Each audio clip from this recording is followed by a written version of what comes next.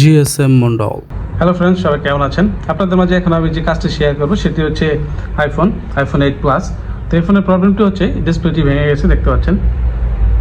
তো কাস্টমার আসছে এই ফোনের ডিসপ্লে এবং ব্যাটারি দুটি একসাথে চেঞ্জ করবে, কারণ এটার ব্যাটারি হেলথ আছে 63%।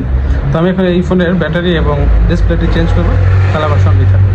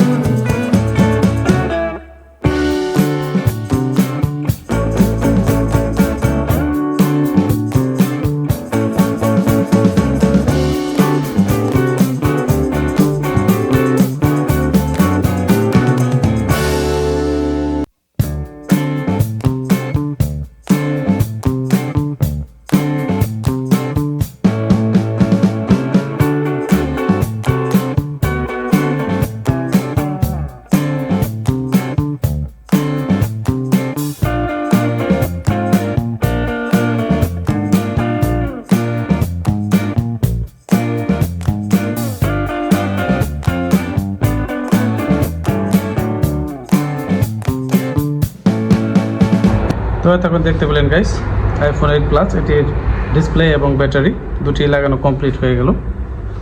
তো এরপর ভিডিও পেতে অবশ্যই আমার চ্যানেলটিকে সাবস্ক্রাইব করবেন, লাইক করবেন, শেয়ার করবেন এবং ভিডিওটি যদি ভালো লেগে থাকে অবশ্যই কমেন্ট বক্সে একটি কমেন্ট করে জানিয়ে যাবেন।